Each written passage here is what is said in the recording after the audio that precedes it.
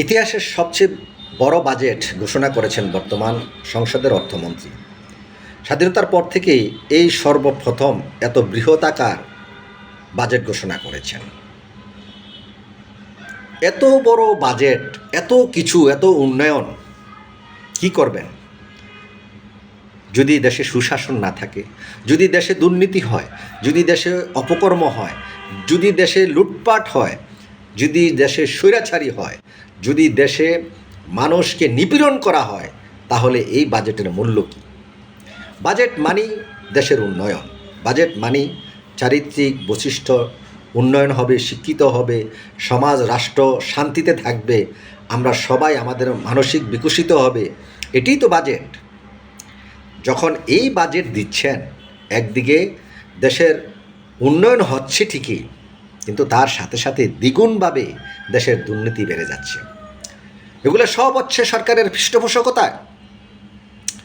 স্বাধীনতার পর থেকে যত সরকার এসেছে, সবার পৃষ্ঠপোষকতায় এই পুলিশ প্রধান বেনজির কিংবা সেনা প্রধান জেনারেল আজিজের মতো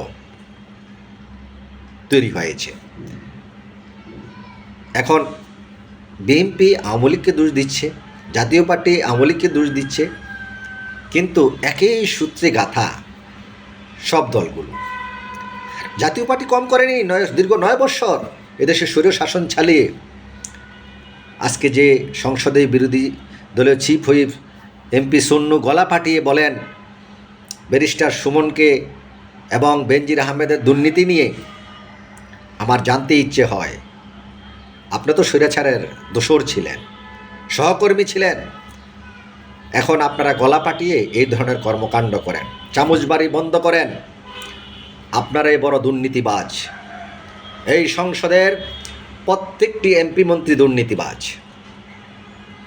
আপনারা দুর্নীতি করেন বলেই অন্যরা দুর্নীতির প্রশ্রয় পায়, আপনাদের আশ্রয়ে তারা দুর্নীতি করে থাকে।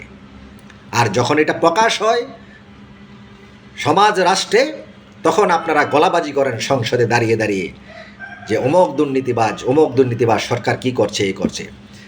সবার দায়িত্বে থাকা উচিত, সবাই দায়িত্ববান হওয়া উচিত। আপনারা কোথায় থাকেন? শুধু কি একমাত্র সরকারের দায়বদ্ধতা?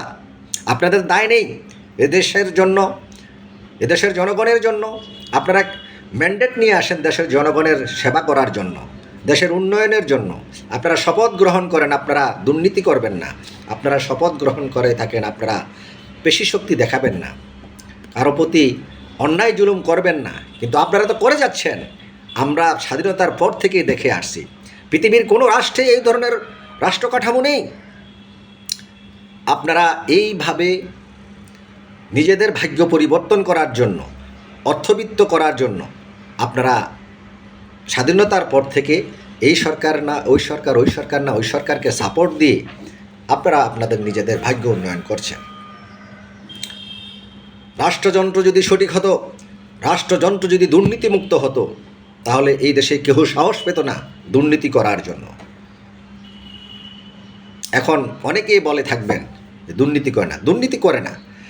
বঙ্গবন্ধুর কন্যা শেখ হাসিনা বঙ্গবন্ধুর আদর্শে ধারণ করে এই দেশকে স্বাবলম্বী করার জন্য তিনি যে প্রচেষ্টা চালিয়েছেন, অক্লান্ত পরিশ্রম করে যাচ্ছেন দিন রাত, কিন্তু এই সংসদের কিছু দুর্নীতিবাজ এমপি মন্ত্রীর জন্য সমস্ত ক্লান্ত পরিশ্রম বেঁচতে যাচ্ছে। দুর্নাম হচ্ছে, বহির্বিশ্বে আমরা দুর্নীতিবাজ হিসেবে আখ্যায়িত হচ্ছি কেন? অতএব বোঝা যায় যে দুর্নীতির আখড়া সেই সংসদ থেকে শুরু হয় এবং আপনাদের পৃষ্ঠপোষকতায় এদেশে দুর্নীতি হয়ে থাকে, ব্যাংক ডাকাতি হয়ে থাকে, শেয়ার বাজার কেলেঙ্কারি হয়ে থাকে, বাজার সিন্ডিকেট হয়ে থাকে।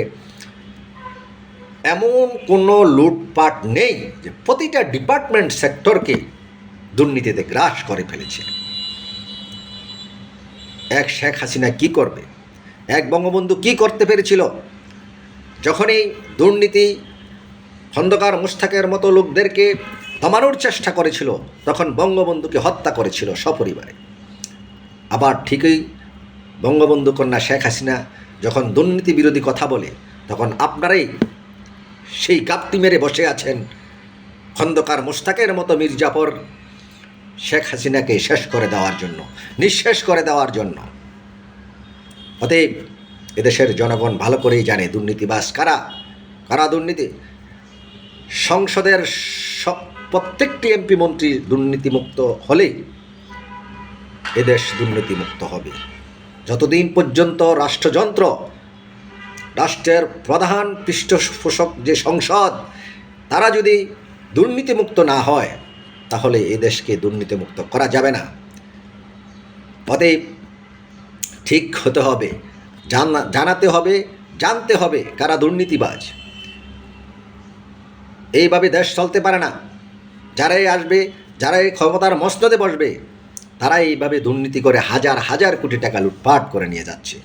কোথায়? গ্যাস সেক্টর, ইলেকট্রিক সেক্টর, এমন কোনো সেক্টর নেই যে শেষ করে দিচ্ছে না। যাকে বসানো হচ্ছে সেই পকেটে ঢুকাচ্ছে নিজের মনে করে। অতএব এই সব কিছু বন্ধ করতে হবে। সংসদ সদস্যরা যখন দেশের জনগণের সাথে প্রতারণা করে, এই যে 4 এমপি মালয়েশিয়া কর্মী পাঠানোর জন্য হাজার হাজার কোটি টাকা লুটপাট করলো এবং দেশের জনগণকে রাস্তায় নামিয়ে দিয়ে মৃত্যুর দিকে ঠেলে দিল, এটার কি জবাবদিহিতা আছে? কোনো জবাবদিহিতা নাই। তাহলে কি করবেন আপনি বাজেট দিয়ে? সুষম বন্টন নেই, আমাদের মধ্যে পার্থক্য বেড়ে গেছে ধনী গরিবের। অতএব সর্বপ্রথম যে বাজেট কার্যকরী হবে সেটা হলো সুশাসন, দেশের দুর্নীতিমুক্ত এবং অপশক্তি, জনগণকে সম্পৃক্ত করে দেশের উন্নয়নে তখনই বাজেট কার্যকরী হবে এবং কার্যকরী ভূমিকা পালন করবে। এটাই যেন হয় বাংলাদেশের সরকারের বা সরকার প্রধানের প্রত্যাশা। এদেশের জনগণকে একত্রীকরণ করে এবং জনগণের কল্যাণে একটি সুষম বন্টনের মাধ্যমে বাজেটকে কার্যকরী রূপ দিতে যাতে সচেষ্ট হয়, এই আশা ব্যক্ত করি।